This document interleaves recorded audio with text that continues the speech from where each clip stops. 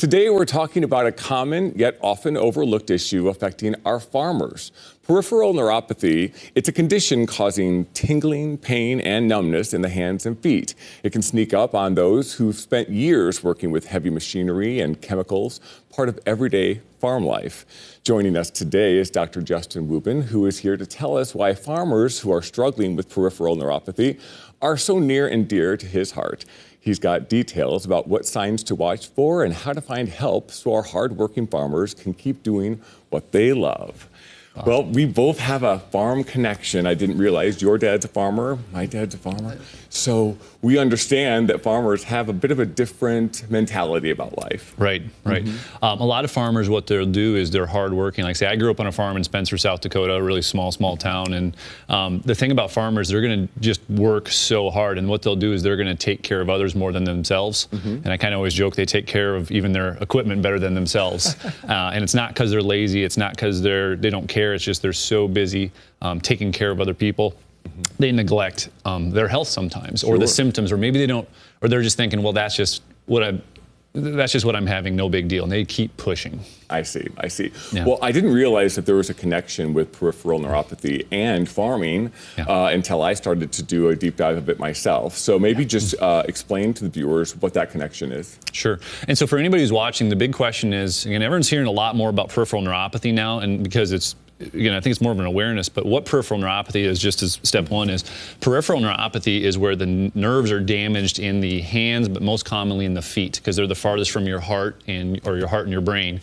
And so the symptoms are numbness, tingling, pins, needles, etc. But what happens is there's like 4 different stages and phases. Like stages 1, where you really don't think it's that bad, but when it starts walking up to past your ankles and your ankles are numb, you actually have hard time walking on uneven ground, tripping over corn stalks, going through the feedlots or anything like that. So a lot of farmers, gosh, I think I'm getting older, and it's not necessarily the case. It's basically where the nerves and the vessels are dying in their legs and their feet because, and there's different, again, chemical exposure, a lot of different things. But my background is, when my dad grew up on the farm and he's in there, he actually ended up getting non-Hodgkin's lymphoma. Okay. And so that was a big thing too, was it's not just the farm life, but again, a lot of the chemicals and exposure. And he ended up going down to Omaha for a treatment and a lot of chemo and radiation. Well, what happened was he went from a rough, tough farmer to a guy who had a hard time wearing boots all the time, or he wore boots all the time, to wearing soft shoes was just painful with every step. Wow, and that's tough on a farmer to switch to soft shoes over cowboy boots. Yes. Oh yeah, that's an identity itself. So for some. Right.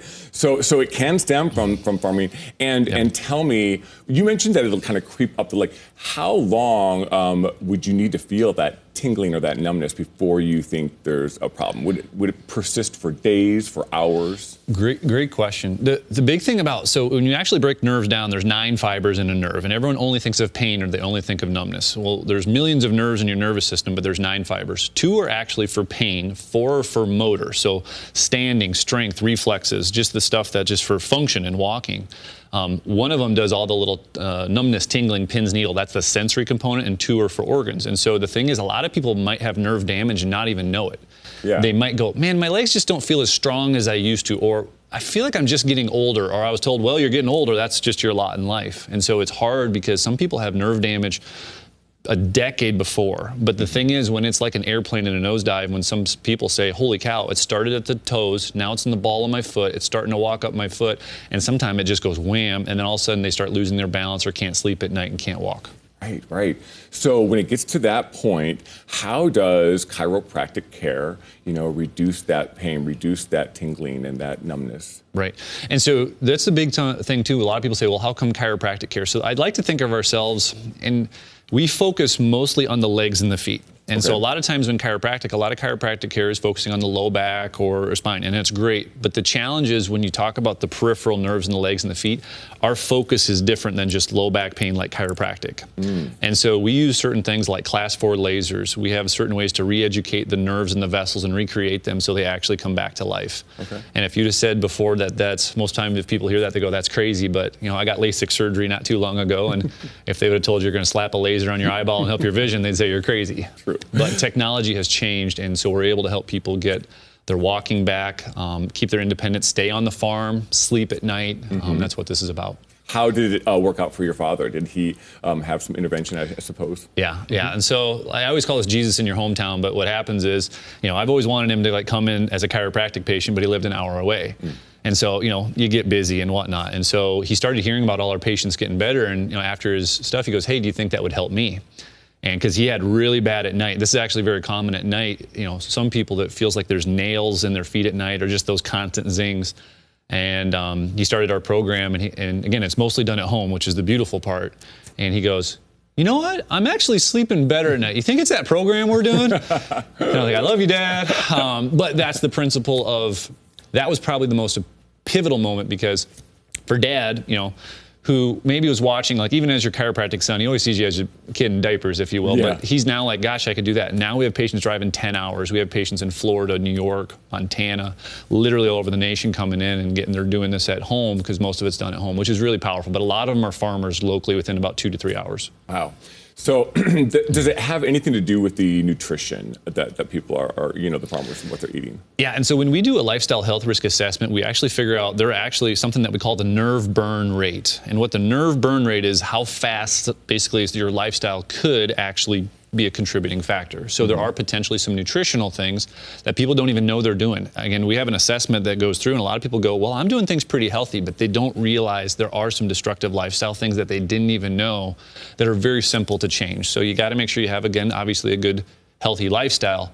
But a lot of people think it's this huge nutritional program, and it's not. It's just getting rid of a few simple inflammatory things and adding some good things that help the nerves. Yeah, absolutely.